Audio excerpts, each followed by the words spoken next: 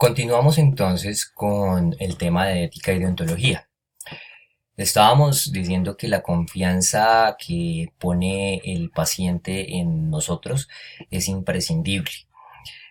Por eso, también nosotros debemos articularnos como profesión de la salud y articularnos con el resto de profesiones de la salud y que nos apoyan en general, porque no solamente somos médicos, enfermeros y enfermeras, odontólogos, odontólogas, farmacéuticos, farmacéuticas en general, no solamente somos estas profesiones, sino que son un conjunto de profesiones que deben estar articuladas para el funcionamiento del sistema de salud y para otorgar ese beneficio de atención en salud a toda la población.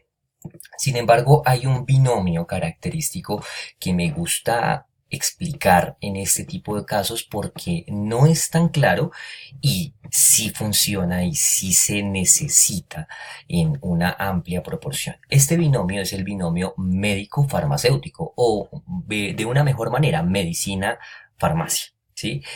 Y es que estas dos ramas del conocimiento son ramas extremadamente necesarias para poder garantizar la atención del paciente. En ese sentido, este binomio necesita estar permanentemente fortalecido y tiene que haber un balance positivo para ambos, es decir, ambos tienen que ganar de este binomio. Es así como tenemos cuatro aspectos en los cuales el binomio es muy relevante. Ese binomio se ve exhaustivamente en aspectos de la investigación, en donde se generan nuevos tratamientos, sobre todo farmacológicos, para propender por el mejoramiento de la calidad de vida de una persona. Y es en donde se ve con mayor eficacia el equipo multidisciplinar, dado que se necesitan no solo médicos y farmacéuticos, sino otra gran cantidad de profesionales trabajando al respecto. Y esto implica que tengamos una característica de unión entre médicos y farmacéuticos en este punto, dado que la investigación va a surgir de este binomio muy en especial, dado que médicos conocen cómo diagnosticar una patología, reconocer una patología y saben también qué mecanismos usar para tratarla, mientras que el farmacéutico sabe cómo llegar a ese mecanismo, cómo entregar ese mecanismo y cómo hacer que el mecanismo de tratamiento sea efectivo frente al paciente siempre y cuando ese tratamiento sea farmacológico. Otro aspecto clave es la fabricación, en donde aquí la cabeza estaría en el farmacéutico, puesto que es quien garantiza que el ejercicio de fabricación y de elaboración se haga respecto a las normas de calidad establecidas. ¿Cuáles son esas normas? Las buenas prácticas en general de manufactura, en donde se garantiza que el medicamento se fabricó de acuerdo a lo que el médico está solicitando para que pueda tenerse una atención médica correcta y que solucione el problema por el cual el paciente está consultando. El siguiente apartado, por supuesto, es la prescripción y esta está en cabeza del profesional en medicina, el cual pues debe hacer una prescripción en la cual él se basa respecto a lo que el farmacéutico ya hizo. Es decir, él dice, voy a formular acetato de aluminio debido a que el paciente tiene una condición dermatológica, pero ese acetato de aluminio tiene que estar en perfecta condición, tiene que estar formulado como una loción, tiene que tener ciertos parámetros que le permitan garantizar que la prescripción estuvo bien hecha. Entonces la prescripción, si bien es ordenada por el médico, se hace realidad también por el farmacéutico. Y por último está la dispensación, que está a la cabeza del farmacéutico y más que del farmacéutico, del regente de farmacia. La dispensación, por supuesto, es la práctica donde se garantiza que el paciente esté recibiendo ese tratamiento farmacológico de la mejor manera, porque no solamente se trata de entregar, como ya le hemos hablado tanto, sino se trata de hacer una dispensación informada, donde se garantice que el paciente recibe toda la información que necesita para poder acceder al tratamiento de la mejor manera y que el tratamiento dé los resultados disponibles. Así que este binomio es especialísimo en general con respecto a las relaciones que tenemos los profesionales de la salud. Por otra parte, analicemos el rol del químico farmacéutico y del regente de farmacia dentro del aspecto ético. Fíjense que el control de la prescripción, si bien nosotros no hacemos la prescripción, sí la debemos controlar y esto es una función más del farmacéutico que del regente, pero el regente por supuesto que apoya al farmacéutico en esta labor. Y es que nosotros debemos tener la capacidad de advertir al médico sobre cualquier error que sea que sea posible se presente en la prescripción. ¿Qué errores se presentan en la prescripción? Dosificación, concentración, inclusive identidad. Y es nuestro deber alertar al médico del posible error que está cometiendo, sin ingresar en el campo de cambiar la prescripción, porque eso es una facultad netamente del médico. Por otro lado está la dispensación, que como ya lo hablábamos es una de las funciones principales del regente de farmacia, y en la dispensación pues debe garantizarse que solamente se estarán dispensando los medicamentos con fórmula médica. Miren que este tema aquí con la ética resulta bastante crucial, dado que en Colombia sabemos muy bien que muchos de los medicamentos no se están dispensando con fórmula médica aun cuando así lo requieren. Eso quiere decir que hay una falta a la ética por parte de los profesionales, tanto que los prescriben sin la prescripción como tal y que recomiendan el consumo de estos medicamentos para que el paciente se dirija a la farmacia y los consiga. Y por supuesto la falta más grande estará del dispensador, sea quien esté dispensando, puesto que no está requiriendo la fórmula médica, que es un documento esencial que soporta la necesidad de un paciente de recibir un tratamiento. En ese sentido, los productos venta libre pues requieren en sí de una responsabilidad del dispensador también para orientar correctamente la decisión que la persona está tomando al respecto, porque es que los medicamentos venta libre no requieren prescripción médica, pero sí requieren algún conocimiento, y ese conocimiento tiene que estar completamente validado por un profesional que así lo requiera, y ese profesional no es otra persona sino el regente o el químico farmacéutico que puede orientar, que puede, digamos que, discutir con el paciente cuál va a ser la mejor elección al respecto. Miren este apartado tan importante, y es que la gran mayoría de pacientes generalmente consultan primero al farmacéutico que al médico. Por esta razón, nosotros debemos orientar al paciente a la consulta médica, y es una cosa importantísima, es una medida muy importante en un tema que hemos hablado mucho, que es educación sanitaria. Es decir, es nuestro deber como farmacéuticos, como regentes, permitirle al paciente que nos consulte, orientarlo y por supuesto llevarlo a que esa consulta particular que él tiene se la realice a un profesional que está capacitado para atender esa consulta. Por más que nosotros tengamos los conocimientos, no es nuestra función y no es para lo que hemos sido educados. Esa función le corresponde netamente al médico que ha sido enseñado para poder diagnosticar un problema.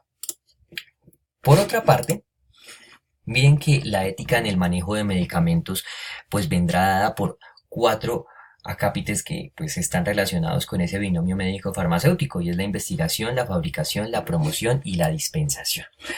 Fíjense que con la investigación, la ética entra a jugar un papel fundamental en los apartados preclínicos y clínicos en el preciso momento de la bioética. Es aquí donde la bioética entra a jugar un papel trascendental. De hecho, los comités de ética que aprueban las investigaciones en seres humanos, los estudios clínicos, pues revisan estos aspectos bioéticos en donde se esté asegurando que las personas que están participando de estos estudios no se les esté vulnerando ningún derecho, y por supuesto no se les esté afectando de manera demasiado riesgosa, y que no se justifique su salud en pro de la investigación. Así que la ética aquí entra a jugar un papel fundamental. Por otro lado tenemos la fabricación. Entonces todas las buenas prácticas que se involucran en el proceso productivo, en especial las de manufactura por supuesto, pero no solamente ellas, sino las de laboratorio, las de almacenamiento, incluso las de distribución, entran a jugar un papel trascendental en la ética, puesto que si no seguimos estas buenas prácticas que en su principio fueron diseñadas para precisamente favorecer el tema ético, vamos a tener problemas y nuestro resultado va a estar no solamente errado, sino éticamente mal.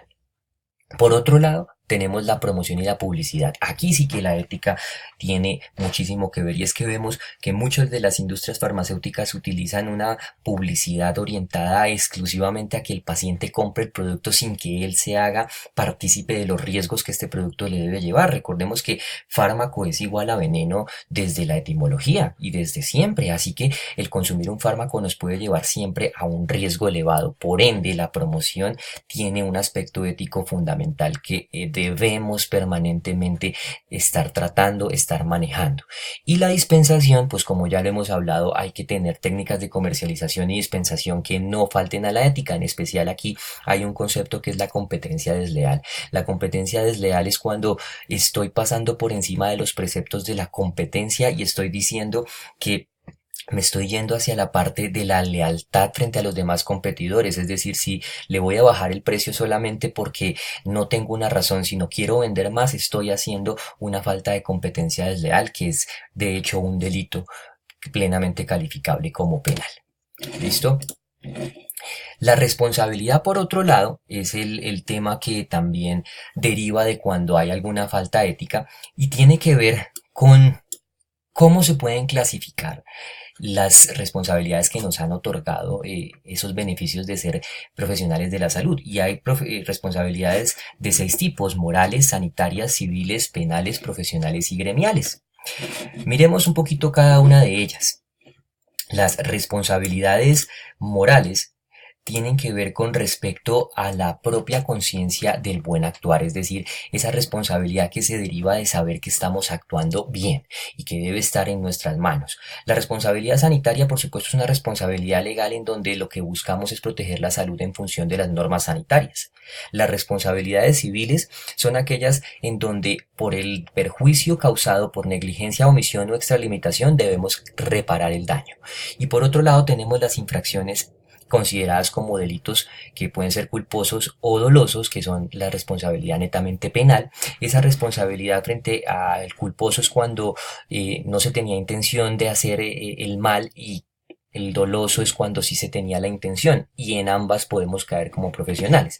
Respecto a las profesionales, pues por supuesto la vigilancia por parte de las asociaciones profesionales del actuar ético significa que colegios profesionales nos pueden sancionar por esa mala praxis de la profesión. Y por último tenemos las profesiones o las responsabilidades gremiales, que indican que como hacemos parte de un gremio, los regentes, los químicos farmacéuticos, los médicos, pues debemos hacer honor y respeto y lealtad hacia ese gremio que nos ha acogido, respetando por supuesto los preceptos morales.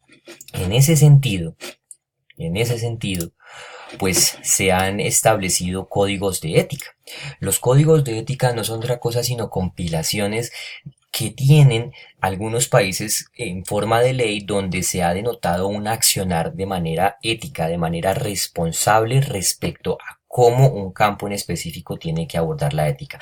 Hay 2 códigos que vale la pena destacar en farmacia. Uno es el Código Internacional de Deontología Farmacéutica, expedido por la Federación Internacional Farmacéutica en los años 60, y el otro es el Código Panamericano de Ética Farmacéutica, aún vigente, expedido por la Federación Panamericana de Farmacia en 1972. De ese código valdría la pena destacar 2 cosas en particular. La primera, que es una obligación moral compartir el conocimiento en salud con otros profesionales y con la academia en general. Y la segunda, que el profesional farmacéutico está obligado a considerar el ejercicio de su profesión como una actividad de salubridad y no como una tarea meramente económica o comercial ordinaria. Y eso es importantísimo, porque el basarnos en esas tareas que nos da la responsabilidad como profesionales sanitarios muchas veces nos lleva a orientar nuestra función netamente por el beneficio económico que ello nos da, cuando lo ético no es actuar al respecto, sino lo ético es realmente considerar que estamos haciendo un beneficio hacia el paciente, que nuestra función es promover la salud y no ganar dinero con ella. En ese sentido, esto es como todo lo que queríamos hablar respecto a la ética y a la deontología, esperando que los conceptos les hayan quedado lo suficientemente claros, y sobre todo esperando que más allá de los conceptos ustedes puedan relacionar esta parte importantísima de la ética, la moral y la deontología con su quehacer profesional en la vida diaria. Que cada profesional de la salud que vea este pequeño eh, overview de la ética y de la deontología pueda definitivamente entender que la salud es algo hacia lo cual todas las personas nos confían como profesionales de la salud, y de lo cual debemos hacer honor siempre que podamos. Les doy las gracias por su atención y esperamos que pues esto les sea de utilidad. Muchísimas gracias y hasta una próxima oportunidad.